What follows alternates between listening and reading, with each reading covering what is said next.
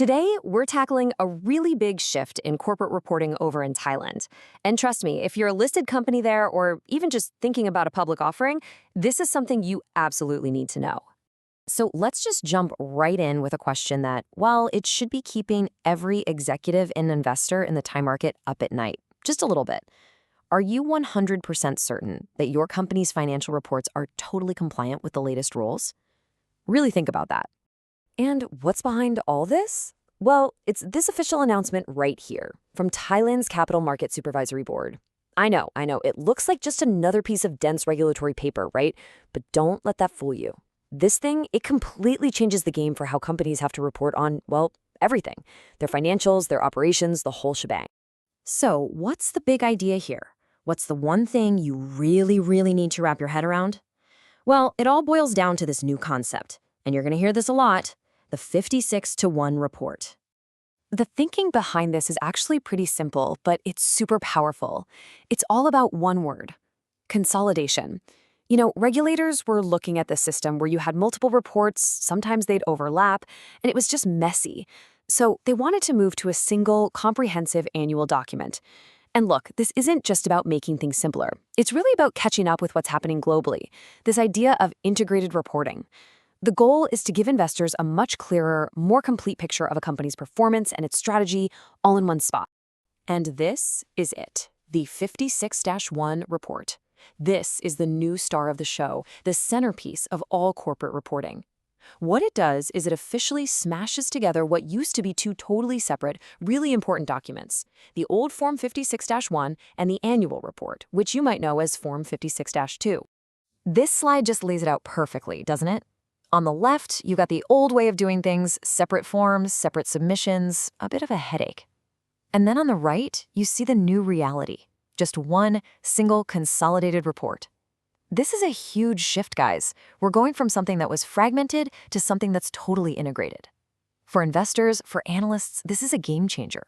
No more trying to piece together a jigsaw puzzle of different documents to figure out what's going on. Now the company's entire story is told in one place, in one coherent narrative. Okay, so we get the big picture, right? Consolidation is key. But let's get into the nitty-gritty. What exactly do you have to disclose now? Let's break down some of the key rule changes.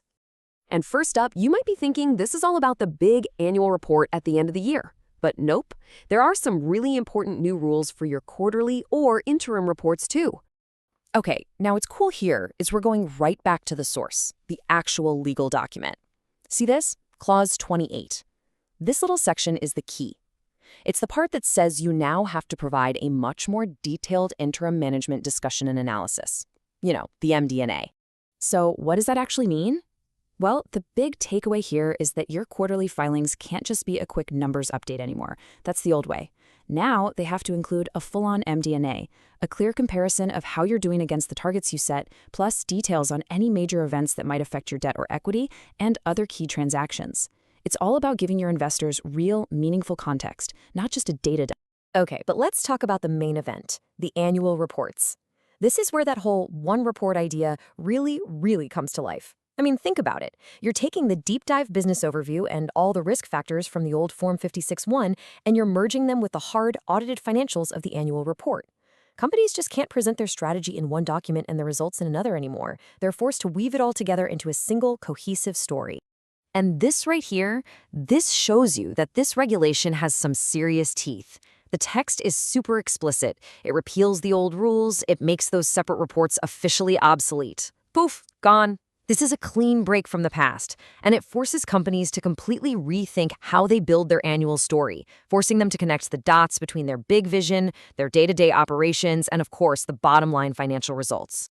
All right, so a question you're probably asking is, does this apply to my company? Who exactly has to file this thing? Let's get that cleared up. And once again, the document itself gives us the answer. We're looking at Clause 29 here, and it's very specific. It breaks everything down based on a company's public status. And here's the breakdown, plain and simple. Is your company listed on the Stock Exchange of Thailand? Then yes, absolutely, you have to submit the 56-1 report. What if your company just got approval for a public offering, a PO? Yep, you're on the hook too. This is aimed squarely at companies that are already public or about to be.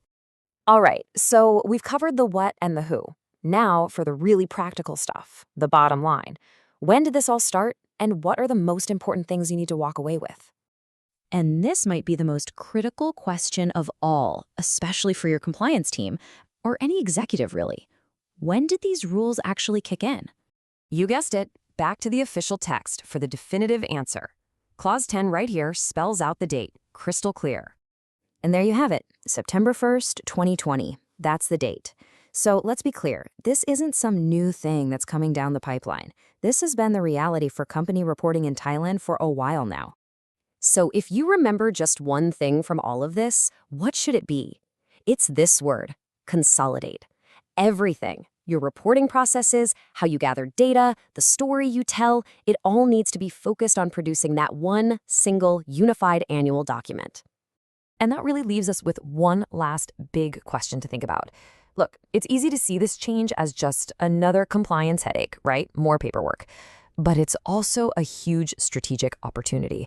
If you really embrace the 5611 report, your company can tell a much clearer, more powerful story, one that really builds investor confidence and shows off your true value. So the question to ask isn't just, hey, is our team ready to file this thing? The real question is our company ready to seize this chance to build more transparency and more trust?